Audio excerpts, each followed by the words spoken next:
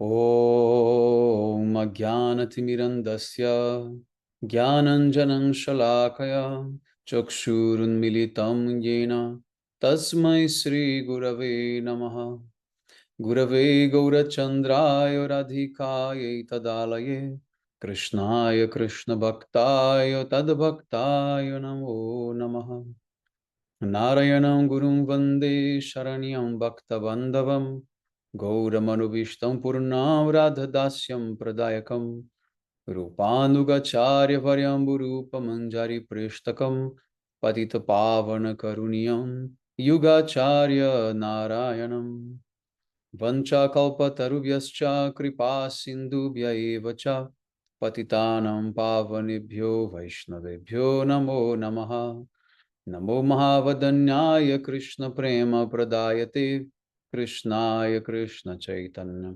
Namne Gaura Tuise Namaha Shama Sundara Shikanda Shekara Ismera Hasara Murali Manohara Radhikara Sikamam Kripanide Swapriya Charana Kinkarim Kuru Tapta Kanchana Gourangi Radhe Vrindavaneshwari Vrishabhanusute Devi Pranamami Hari Priyam Vrindai Tulasi Devyai Priyai Keshava Sacha Krishna Bhakti Prade Devi Satyavatyai Namo Namaha Shri Krishna Chaitanya Prabhu Nityananda Sri Advaita Gadadhara Srivasadi Gaura Bhakta Vrindam Hare Krishna Krishna Krishna Hare Hare Hare Ramo Ramo Ramo Hare Hare.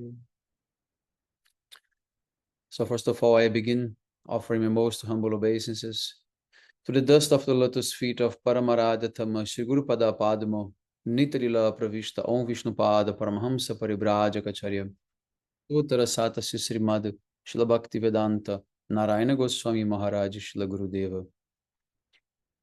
My most worshipable Shiksha and Sannyasa Guru, Nitarila Pravishta Om Vishnu Pada Stottara Satasi Srimad Shila Bhakti Vijnana Bharati Goswami Maharaj, and to all Shirupanava Gauriya Guru Varga, to all Tridandi Sannyasis, Brahmacharis, Vaishnavas, Vaishnavis, and to all the assembled devotees here today, my most respectful obeisances.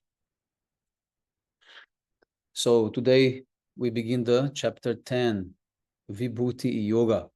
Yoga through appreciation, the opulences of the Supreme Lord.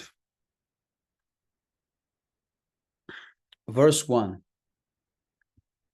Sri Bhagavan said, O mighty armed one, again hear my instructions that are superior to what I have spoken previously. Desiring your ultimate welfare, I shall reveal this to you because of your love for me. So again, Krishna, he is explaining to Arjuna that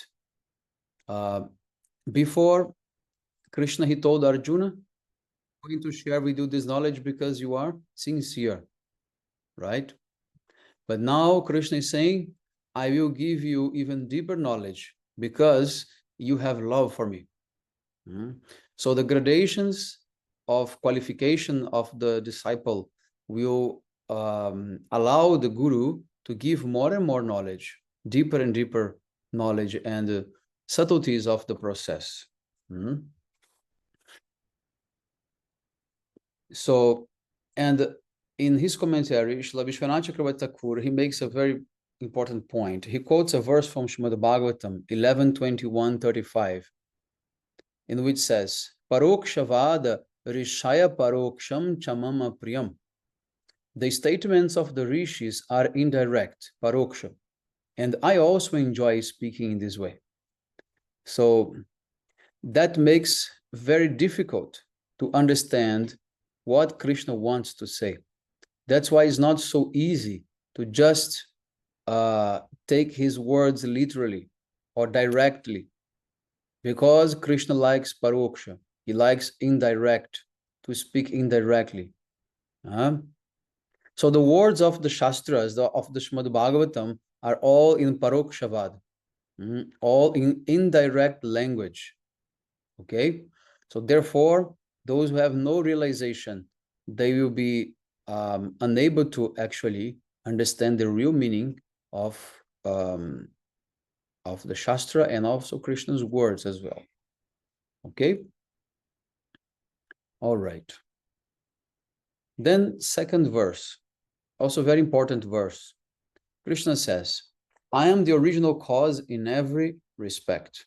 For this reason, even all the demigods and saintly Maharishis do not know the nature of my glorious appearance in this mundane world. So even the glorious Maharishis can mistake Krishna. What to speak of the demigods? So in this way, very carefully, we should analyze Bhagavad-gita under the guidance of the pure devotees, of the Rasika devotees, because only the Rasik devotees can understand Parokshavad. Understand it.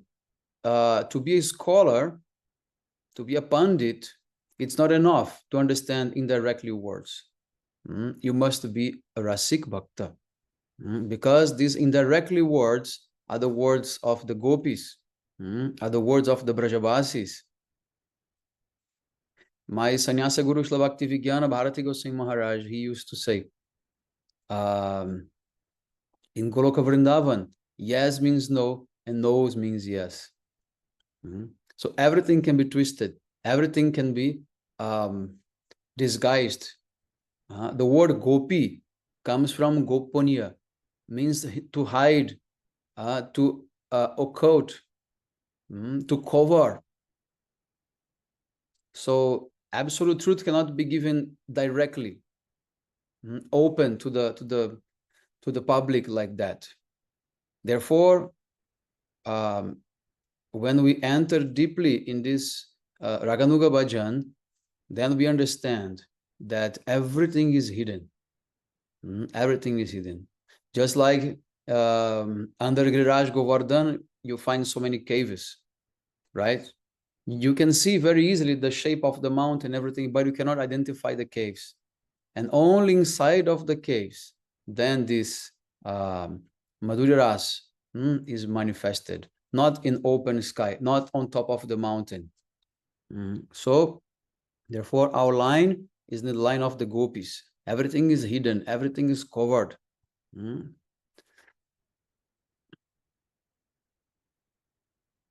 The next is the verse 3. Only he who knows me as unborn, beginningless, and the supreme controller of all the worlds is free from illusion among mortals and fully freed from all sins.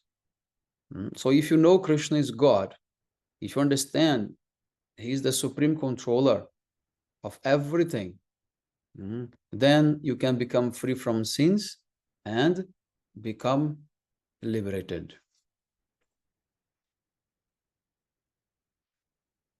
Then we are jumping to the verse 6. Krishna says, the 7 Maharishis, such as Marichi, before them the 4 Brahmarishis, such as Sanaka, and the 14 Manus, such as Swayambhuva, are all born from my form of Hiranyagarbha through my mind. This human race has been populated by Brahmins and others who became their progeny or disciples, and by the disciples of their disciples. So here Krishna shows how he's the origin also of humanity, of all the sages, rishis, even the Manus. Everything comes from Krishna. He's the source of everything. And then comes the verse number 8, in which he repeats this very clear. And this is the beginning of the Chatushloki Gita. Aham sarvasya prabhavo mata sarvam pravartate iti matva bhajante mam buddha bhavasamang vita. Krishna says, I am the source of both mundane and spiritual worlds. Everything emanates from me. The wise who know this well engage in bhajan of me with transcendental emotion in their hearts. Bhava samangvita, with transcendental emotions in their hearts. So now let us take the commentary of Srila Bhakti-Rakshaka Siddhara Goswami Maharaj about this Chatushloki, about the 4 main verses of Bhagavad-gita. And we will see how deep we can actually realize and understand this. So this verse number 8, the commentary is like this. Srila Sridhar Maharaj is saying, the verses from 8 to 11 are the 4 principal verses of the Srimad Bhagavad-gita. The ontological substance of the book is contained within these 4 essential verses, beginning with Aham Sarvasya Prabhavo. Everything emanates from me.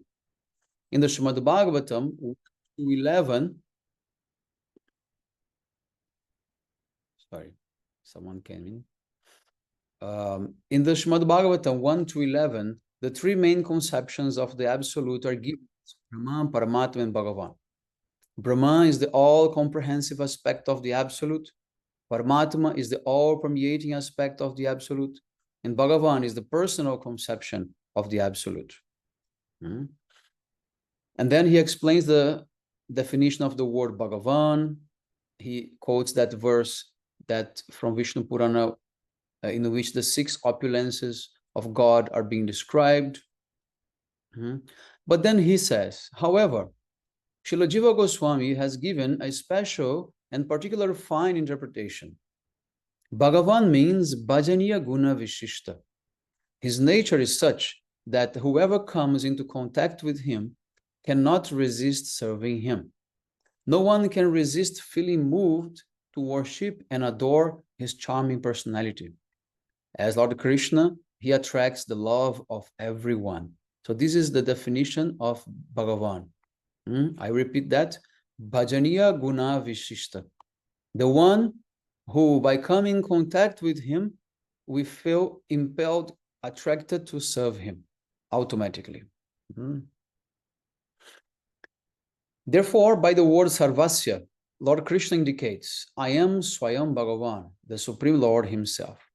I am the origin of not only Brahma, the all-comprehensive aspect, and Paramatma, the all-permeating aspect. I am also the origin of the master of all potencies, who commands the respect of everyone, Lord Narayan of Vaikuntha. Mata sarva pravartati. Every attempt and movement begins from me, including the methods by which everyone worships and serves me in devotion. In this way, Mata sarva pravartati, I am the first to reveal to the public, worship me in this way. I appear as Guru, and through him, I worship myself. This is something very beautiful. Because if Krishna is the origin of everything, bhakti also must come from Krishna. Knowledge also must come from Krishna. And the teachings have to come from him. So he has to become Guru. So therefore he says in Srimad Bhagavatam, Acharya Mam Vijanyam, I am the original Acharya. So in the shape of Guru, Krishna worships himself. Because if everything comes from him, then this knowledge also must come. What to do regarding him, what to do regarding bhakti also must come from him. In Srimad Bhagavatam, the Guru is described by the Lord as his own direct manifestation.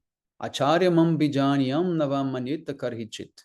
Namartya buddhasuyita sarvadeva mayo guru. Srimad Bhagavatam 11, 17, 27.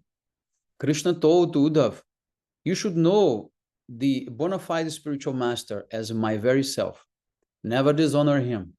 The nature of Gurudev is everything that is godly, and he should never be envied by ascribing one's mundane conception of place, time, and circumstances upon him.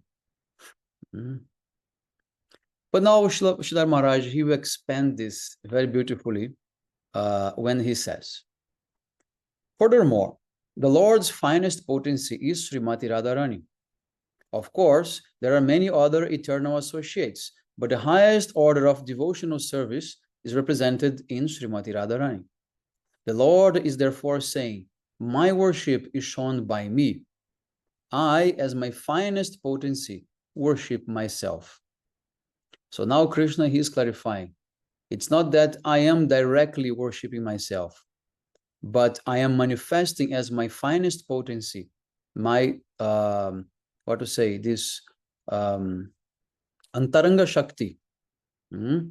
As Radharani, I am worshipping myself. Iti matva bhajante mam. Understanding this conception, the devotee will come to worship me, always under the direction of my best worshipper, my finest potency and representation, Radharani or Gurudev. So Radha is also Guru. Radha is actually the Guru of Krishna even.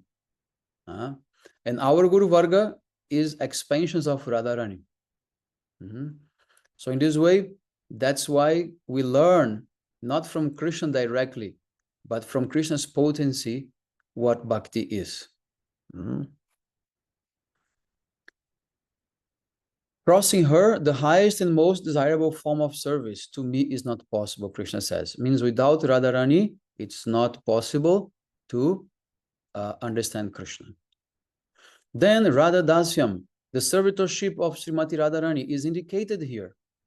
Only those who are blessed with divine intelligence will be able to appreciate this, and not persons with self-acquired intelligence from this world of misconceptions. In this verse, the word Buddha refers to Sumedasaha, as described in Srimad Bhagavatam 11.5.32. Persons of fine theistic intelligence, arising from direct connection with the transcendental plane. The inner guidance and direction they receive is the outcome of Sukriti, divine merit, acquired by the association of pure devotees. So what he's saying here is that this word Buddha, Buddha Bhava Samavita, those who are intelligent, they worship me. This verse quoted from Srimad Bhagavatam is that verse who says, what is that? How it starts?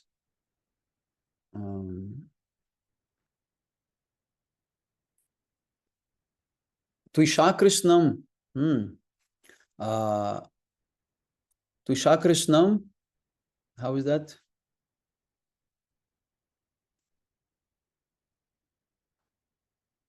Tusha Krishnam, Akrishtam,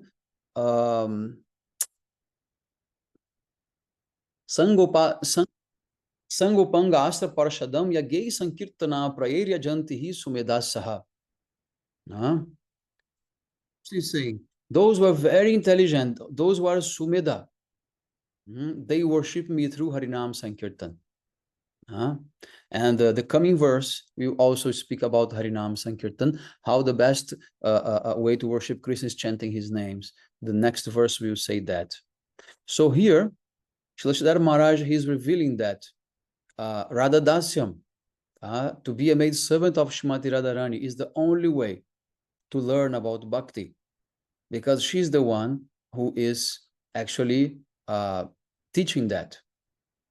Krishna manifested as her because she's the bhakti shakti, she's the potency of devotion of.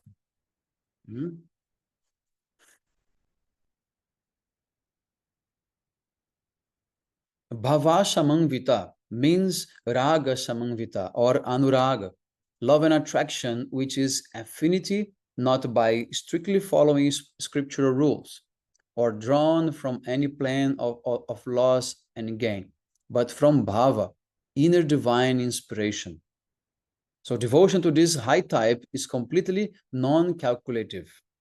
It is jnana shunya bhakti, as described by Srila Rupa Goswami in Bhakti Rasamrita Sindhu. Anyabilashita shunyam jnana karmadya navritam anukulyena Krishna anushilanam bhaktir uttama. So, the most rare and elevated stage of devotion is the line of spontaneous devotion, known as Raga Marga.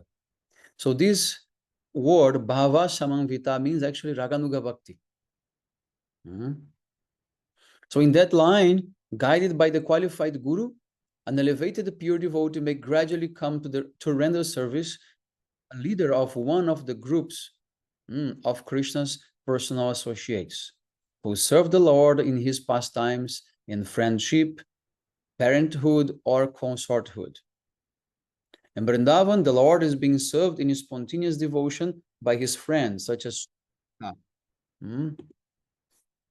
and his parents, Nanda Maharaj and Jashoda, and by the gopis as Lalita and Vishaka, serve him in conjugal love.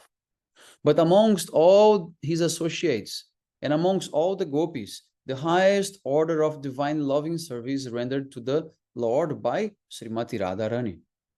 Therefore, the aim of Ragamarga is to render service unto Radharani, Radha Dasyam.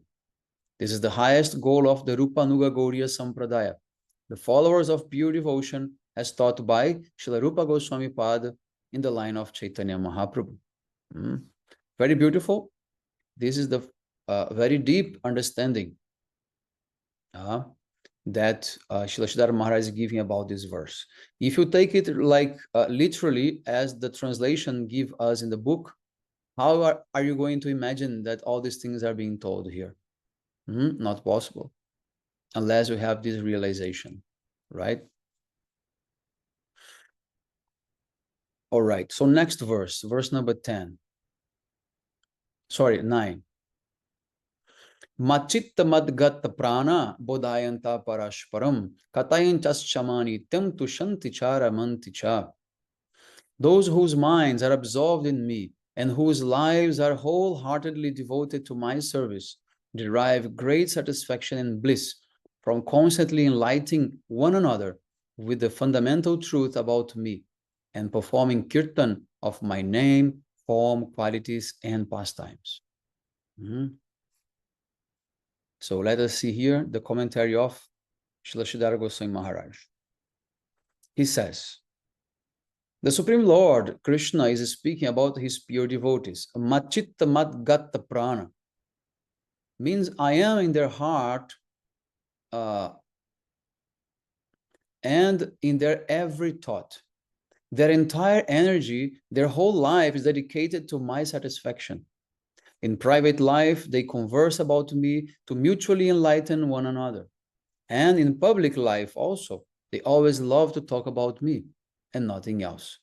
For every time, place, and circumstance, I am the only subject of their discussion. So when our acharyas, they recommend us, don't speak mundane talks, only talk about Krishna. This is for us to understand that that should be the standard. Of course, it's not that we have to blindly only speak about Krishna, otherwise we don't discuss even how to survive in this material world, right? And we have to survive. So we should not take this in a fanatic way, but we should put limits to our mundane conversations, of course. We should put limits, right? Okay, so this is the first, important point of this verse, is that Krishna is talking about his dear devotees. And again, the word chitta appeared here. They have their chittas absorbed. So he's not talking about minds. It's not manas. So it means that these devotees, they must be in bhava, in the stage of... Why is that? Because only bhava can capture the chitta. What is the definition of bhava? Is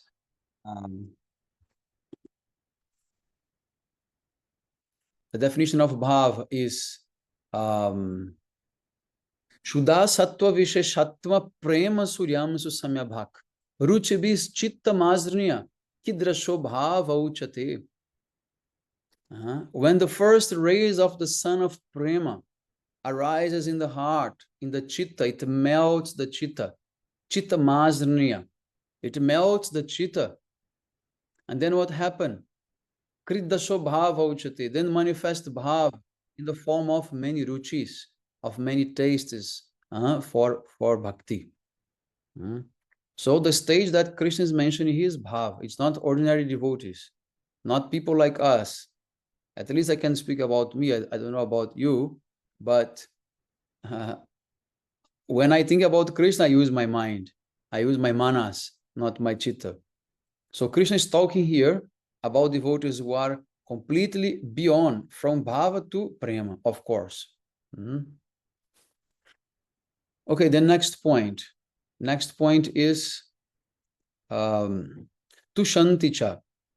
They find very much satisfaction up to the divine relationship of parenthood, Vatsalya Ras. There is a feeling of satisfaction.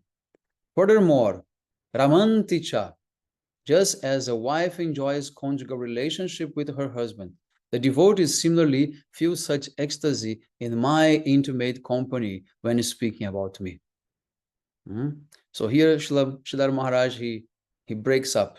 Tushanti, okay, up to Vatsalya, everyone is satisfied. Up to Vatsalya, from Shanta to Vatsalya, everyone is Tushanti. But then he says Ramanti. And this Ramanti, it is related to Ramana, to the enjoyer in the Madhurya Rasa. So then, even though those who are in Madhurya, and he separates, Madhurya is different from all the other things. And therefore, he makes two statements. So therefore, he's talking about here Gopi Bhav. So this is the end of his purport of this verse number 9. Now let us move to the verse 10. Teshang satata yuktanam bhajatam priti purvakam dadhami buddhi yogam tam yenamam upayanti te. To those who worship me with love and yearn for my eternal association, I give that transcendental knowledge by which they attain me. So Krishna again is saying, I am giving that knowledge. So he's actually again like making the statement that he made in the verse number 8, that everything comes from him. He becomes the guru. So he will give you the knowledge, but not directly. Through guru, through Vaishnavas. Because he's the guru by himself, right? But only those who worship him with love. And this is the most beautiful commentary. So what Srila Sridhar Goswami Maharaj is saying? In this verse, the Lord says, the highest group of my servitors, whose sentiment was described in the previous verse by the word Ramanti, are those who are constantly engaged, Sataka Yukta, in my service, in consorthood, Madhurya Rasa, with heartfelt love, Bhajatam Priti Purvakam. Then he says that he will give them further inspiration or inner instruction by which they can come to him. Yenamam upayanti te. When already in this and the previous verse, the devotee's service to the Lord has been described as eternal. Lord Krishna's statement that he will give them further inspiration by which they can come to him appears to be redundant. So if Krishna told before that he's giving already everything and the devotee has come to him, why he has to say that he's going to give further instructions? Why is that needed? So therefore, in the expression mam upayanti te, they will come to me. The word upayanti must be defined as parakiya bhavena upapati. Pati means husband and upapati means paramour. So for those who have already come into divine relationship with me as my wife, as Ramanti, I give them the special inspiration to come to me as a paramour. So we can interpret that in so many different ways. For example, when Krishna plays his flute and that message comes in the ear, in the heart of the gopis, so that the gopis can come to Krishna. That is what he's saying in this verse. I will give them the understanding so that they can come to me. In the morning, when he's taking prasadam before going for cow grazing, the manjaris are preparing so many things for the meeting of Radha and Krishna in the forest. But how Krishna will learn about this? How the gopis, they will learn about this. So Krishna is indicating to them where he's going, where he's going to meet. He's giving the understanding by indirect words, not saying directly, I'm going to this place. He's indirectly, he is indicating by his eyes, by some sound, by making some type of art, any drawing, any comments he may like throw in the air about some specific place. So by any means, Krishna is going to give the understanding so that they can come to him. This is what he's saying here. But only those who are with him in what? Parakya bhavena upapati. That is the upayantite. Upapati. Now continue with his commentary. In Vrindavan, Lord Krishna is not considered a lawful husband, but he's the Lord of the heart, transcendental to even the husband. Deceiving their husbands, the gopis of Vrindavan unite with Krishna. They do not allow a second party to come between them and Krishna. They cannot allow the interception of even scriptural regulation and social law, because Krishna's position is absolute, and such a relationship is more relishable to him. This is Vrindavan Bhajan, and this is the meaning of Upapati. And then he quotes the verse from Srimad Bhagavatam 10, 33, 39. Vikritam brajabadu biridam cha Vishnu shradham vito nushnuriyat atha varnayedyad bhakting param bhagavati pratilabya kamam ridirogamash apahinoti achire nadhira. A self-controlled, sense-controlled person, having become endowed with sublime faith in the divine pastimes, transcendentally enjoyed by Lord Krishna with the gopis, and who, having heard those divine pastimes from the lotus mouth of the bona fide Guru, continuously sings and narrates their glories, such a person swiftly achieves the most elevated form of pure devotion for the Lord, and is promptly able to ward off the heart disease of lust. So what this Shukadeva Goswami is saying in this verse, although it seems like from the mundane point of view that the relationship between Krishna and gopis are full of lust, like a disgusting relationship, actually, by hearing those pastimes of Madhurya Ras, the lust disease in your heart can be removed. Why is that? Because we have lust, not them. So by understanding how we should actually manifest our love for Krishna, we understand that such relationships are completely pure. Although in this material world they must be condemned, but there they are the purest. And then by hearing that, lust will be removed from our hearts, because we will realize that this relationship between male and female is only for Krishna, not for us. Therefore, when lust will come out of our heart, then we have no interest more in partnership in this world, in marrying and joy. So this is the goal of our bhajan. How to develop, how to remove this lust. This is very, very important. And how we will develop this? By listening about Krishna's sweet pastimes with gopis.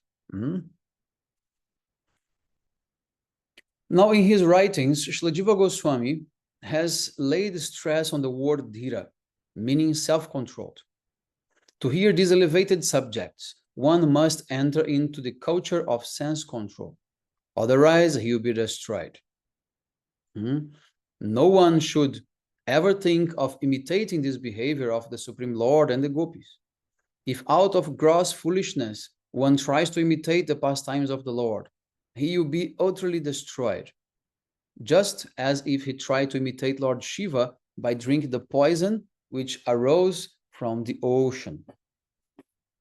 It is described elsewhere in Srimad Bhagavatam that once the demigods and demons, they were churning the ocean of milk.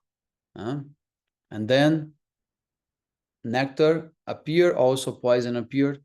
Lord Shiva, he drank that, right?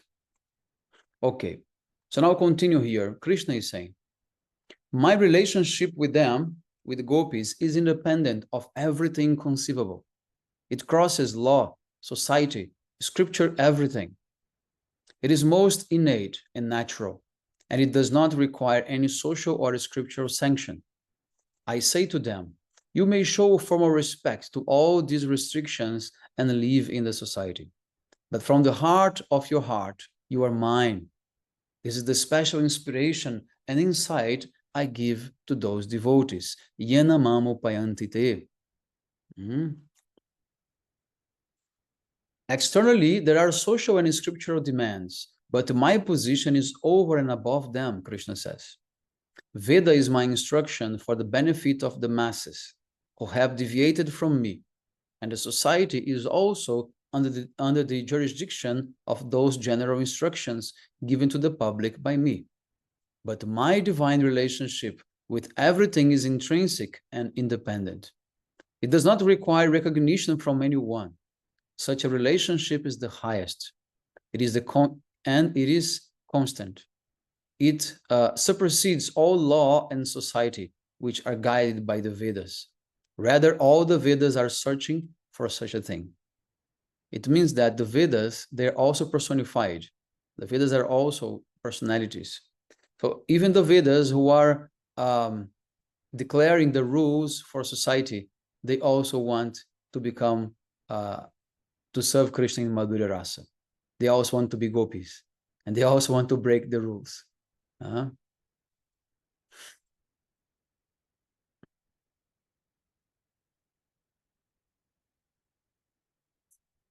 So now,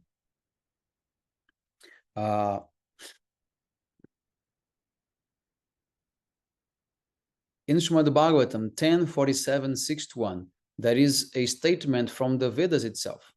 The Vedas are searching after this ideal divine position. And then they say, we are generally supposed to give tidings of you, Krishna, but we could not describe you as we now experience you here. Now we understand that we have committed an offense because we could not distribute this Rasa Lila, this Braja Lila to the people. So they're begging forgiveness from Krishna because they thought that it was improper to distribute. Therefore, it was not there. Understand my point? They refused to write and manifest about Rasa Lila. But now, when they came in contact, after Maharaj, could we just repeat this? I could not understand this point of Vedas. Yes.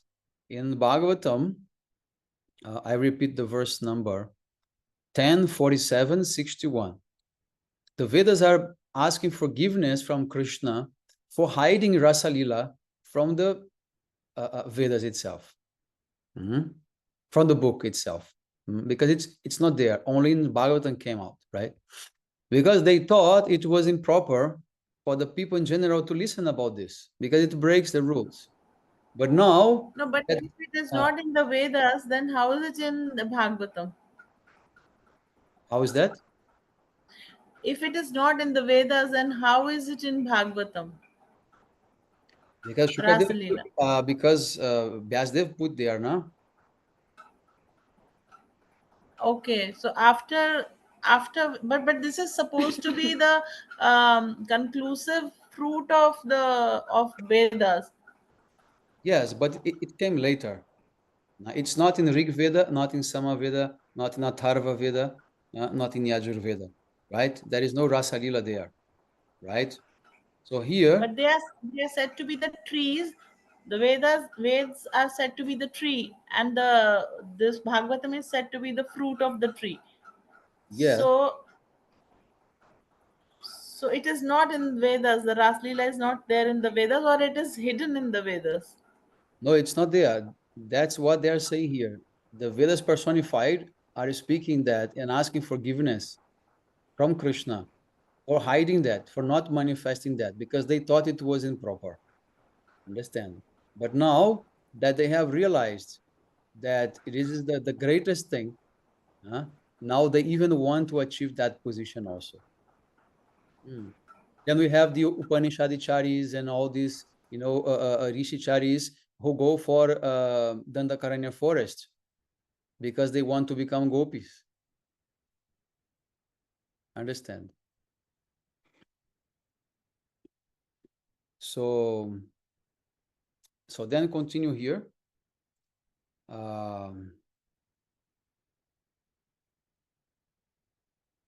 So all the revealed scriptures are only showing the direction, but where, how, we don't know. Only in this direction he may be available. Anywhere and everywhere, everything belongs to Krishna. For one who knows this, all possibilities of sensual pleasure and exploitation are uprooted. For example, an unmarried woman may have the possibility of being approached by many, but there is less possibility for those who are married, because they are possessed by someone. Similarly, when we are able to know that everything is only for the satisfaction of Krishna, then we shall realize that all our exploiting tendencies have vanished forever. Nothing will remain to be utilized for the pleasure of our sensual experience. It will be very deeply felt in our hearts that everything has its existence only for Krishna's satisfaction, and there is no room for any other exploitation. And we are also included there. Our existence is also only for his satisfaction. Everything is meant for his divine pastimes, and there is no possibility for any other's pastimes. All are included in that one lila.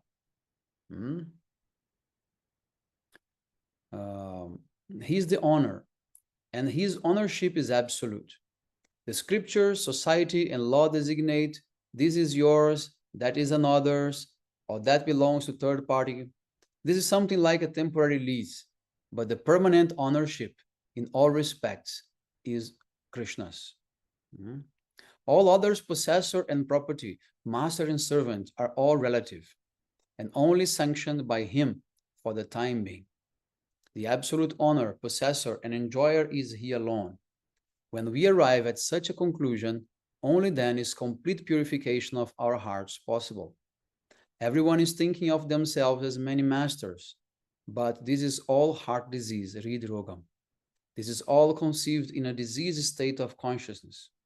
In a healthy state, when the heart is quite wholesome, we can see the supreme whole, and we can see that everything is meant only for Krishna's satisfaction.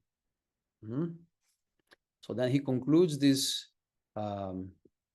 commentary by acknowledging the fact that if we think the love of gopis for Krishna is lust, it is a mistake. Why? Because the gopis, they never think about their own satisfaction in the relation with Krishna. They only think about Krishna. So therefore, there is no lust. Although it may be like indicating the highest type of lust, like a what to say, a cheating wife. Now, this is the highest type of lust, but not for the gopis. The gopis have nothing to do with their own selves, with their own senses. It's all for Krishna's pleasure.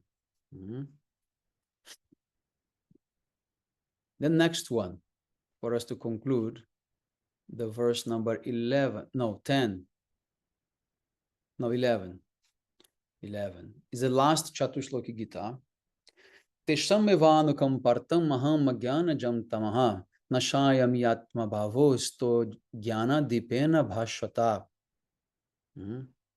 Only out of compassion for devotees who are exclusively devoted to me do I, dwelling within their intelligence, destroy with the blazing lamp of transcendental knowledge the darkness of material existence, which is born of ignorance. So here Krishna is comparing the transcendental knowledge as a lamp who will destroy the ignorance. So let us see what Srila Maharaj is going to say about this in his beautiful words. He's saying,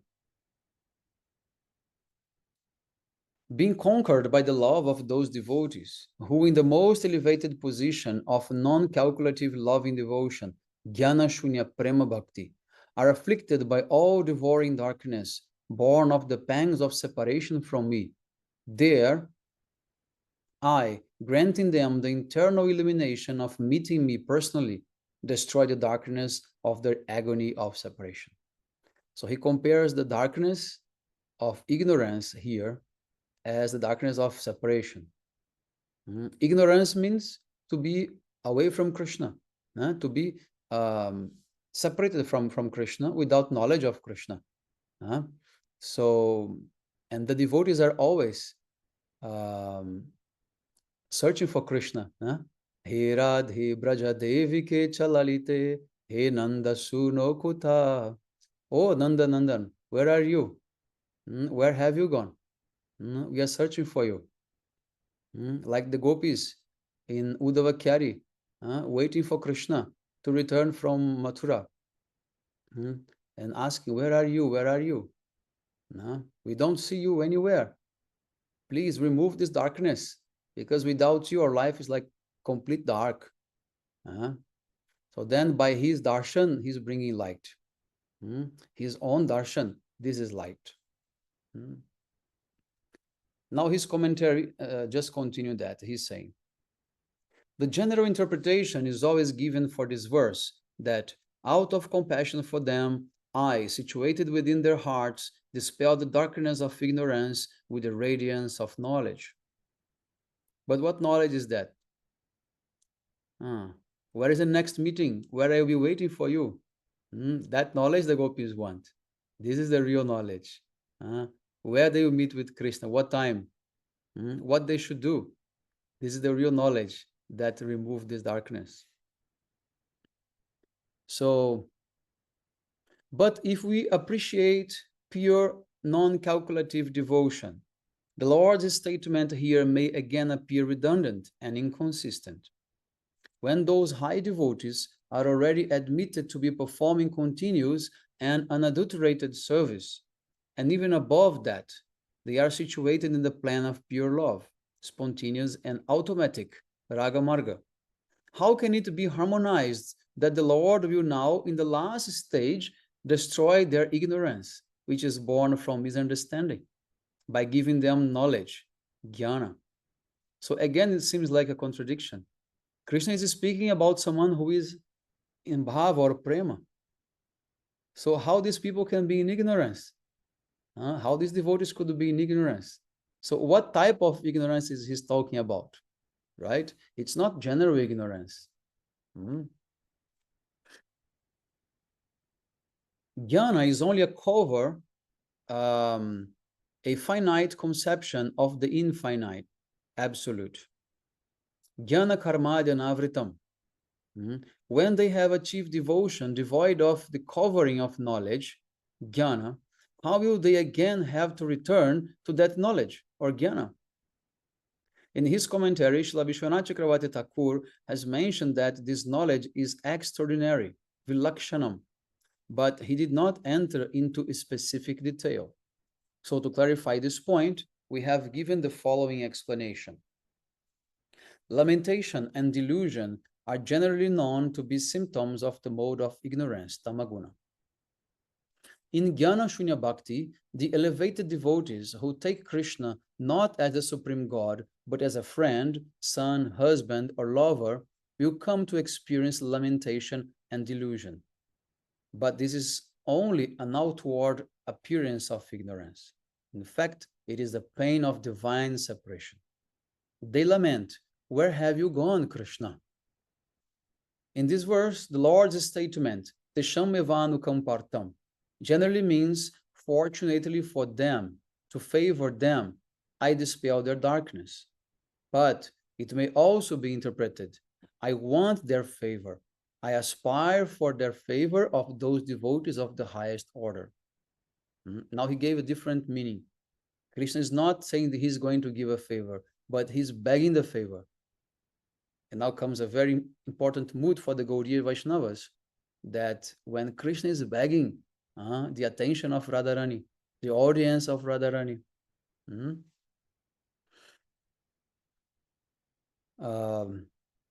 where is this? Okay.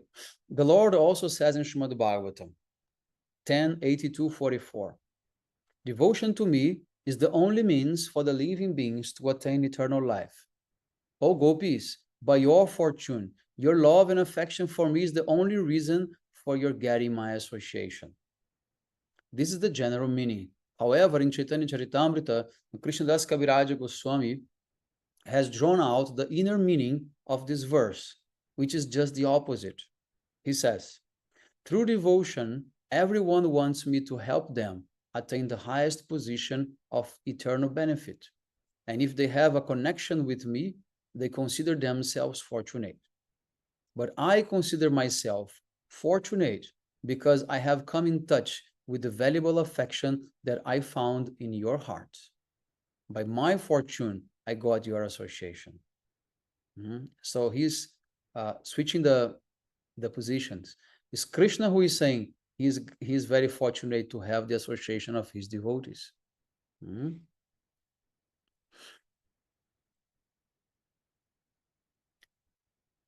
Therefore, here in Bhagavad-gita, Krishna is saying, Tesham mevanu kampartam, being conquered by the love of those devotees. When I cannot tolerate their pain of separation, I at once come running to satisfy them.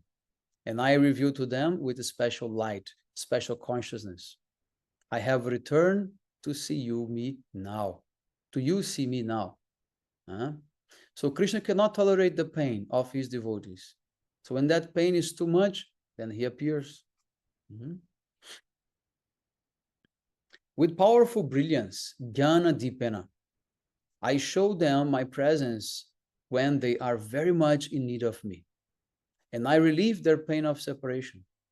So here is important to notice one thing, that it's not enough to feel a little bit of separation. Krishna does not want a little bit of separation. It has to be so much. So he'll keep you in some state of suffering for some time when you are, abroad in this separation mood. And why is that? Because a separation is like a barrier to the love. And when you create a barrier, it's like creating a dam in a river. So the level of the water is going to rise and the pressure is going to increase a lot. So when the dam is broken, that water is released and it's so powerful that can destroy everything in front. So the same way, when Krishna meets the devotees, it's like he's breaking that dam of separation, and then the love can flow very strongly, and he wants that. So therefore, he puts a barrier in the love of the devotees by separation, by not coming. I remember once, I think it was Srila Gurudev, by saying that gopis, they're not upset because Krishna is not giving darshan. Because the gopis know that if he's not giving darshan, he's happy with that. And they only think about his happiness.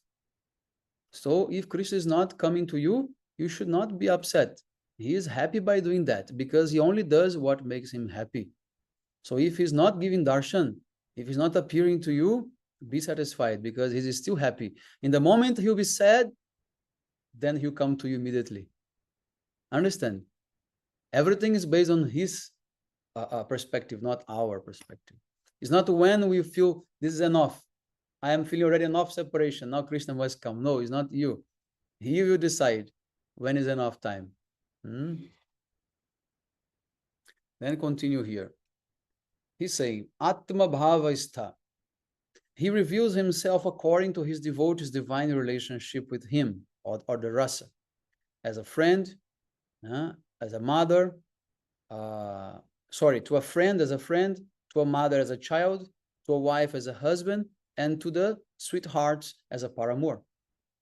After Chaitanya Mahaprabhu left home and accepted the renounced order of life sannyasa, Mother Sachi could not tolerate the deep separation and she began to cry. Sachi Mata was preparing excellent dishes, offering them to the deity and weeping. Where is my Nimai? He is very fond of these curries, his favorite dishes, and Nimai is not here. Then suddenly, Lord Chaitanya came and began to eat. Sachidevi exclaimed, "Oh, Nimai is eating." And for the time being, her separation was relieved. Moments later, she considered, did I see Nimai eating? But he's now a sannyasi in Jagannatha Puri. So how could he have come here in Navadvip to eat? Did I serve him? There must be some mistake. Then she examined the pots again to see if there was food there. Finding them empty, she began to conjecture whether even a dog or some other animal had come home and eaten it. But during that moment, Nimai had actually come, and Mother Sachi saw him in broad daylight. That illumination is transcendental, and not the knowledge, jnana, that is generally known in our vocabulary. So knowledge here means sambandha jnana. That's important to understand. Maharaj is not writing, but I am saying. Knowledge means sambandha jnana. Means how can I be with Krishna? Who is Krishna? Where is Krishna? This is sambandha jnana. How to please him, how to serve him. This is sambandha jnana. So the acme of theism is parakya rasa. Parakya means another's, means belonging to someone. In every divine relationship, the Lord captures all. In the whole of Vrindavan, where everyone follows the path of love, raga marga, this parakya rasa is infused. Now, pay attention. This is a very, very important point, okay? Maharaj is going to highlight a very interesting thing, the definition of parakya. Maharaj is saying, some people say that Krishna is a resident of Mathura. They say he is the son of Vasudev, and he will soon go to Mathura. They say he is not our friend. We will really lose his company. Then how will we be able to live in this jungle and drive the cows? So the friends of Krishna, they experience this apprehension. We may lose him at any time. Similarly, Mother Yashoda also thinks, some say that Krishna is not my son, he is Devaki's son. What is this? I won't admit this. He is my child. So for every living entity of Vrindavan, they think Krishna belongs to them and they belong to Krishna. So this is called parakya. Parakya means the sense of belonging to someone else. So in this way, Shlashidhara Maharaj says, the whole land of Braja is a land of parakya. Everyone have parakya for Krishna according to this definition, according to this conception. Of course, this word parakya enters more specific in the paramour relationship, okay? Because it's the feeling that you do not belong to your husband, you belong to someone else. But in a strict sense of the word, of the meaning, it means belonging to someone, to someone else, means belonging to Krishna. So everyone thinks they belong to Krishna and Krishna belongs to them. So therefore, everything is parakya in Vrindavan. So, and then he says, parakya has been accepted in the science of devotion as the highest conception above swakya.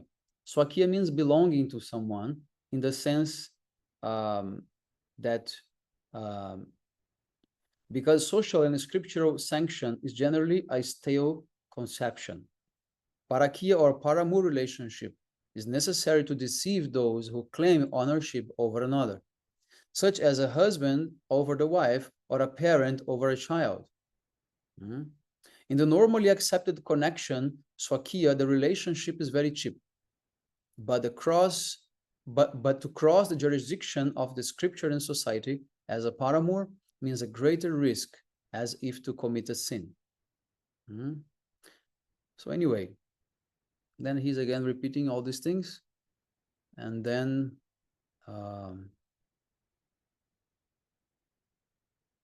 yes. And then he ends his purport like this. So very beautiful. Just to summarize to all of you from the very beginning of this Chatushloki, the first one, he's establishing Radha Dasyam. When he says that everyone has to learn with my Shakti. I become my Shakti and my Shakti is teaching devotion to me. As a guru, I worship me. And then in the second verse of the Chatushloki, verse 9, he will establish the supremacy of Madhura Rasa and as Ramanti. He say, above all the other relationships, Ramanti is there, so Madhura is there. So now he's emphasizing Madhura is superior to all. So now I'm going to talk about my special devotees of Madhurya Rasa. And then in the next verse, verse 10, then he says, yes, Bhajatam Priti Purvakam, those who have that extreme unparalleled love, this Priti Purvakam, they are in this Madhurya Rasa, they're the gopis. And when I want them to meet with me, I will send special messages so that they can come to me. I will arrange the meetings, I will organize, I will hear, I will decide whatever is there. Somehow I will call them by flute and everything, they will come and they will meet with me. And then in the last verse, he is emphasizing the superiority of Parakya over all the others, and even expanding the meaning of Parakya by saying that everyone in Vrindavan is in Parakya. So we're going to stop now because our time is over. All the other verses of this chapter are very simple in the sense that Krishna says, I am this, I am that, I am this, I am that. So you can read by yourself. There is no need of any special purport. So, and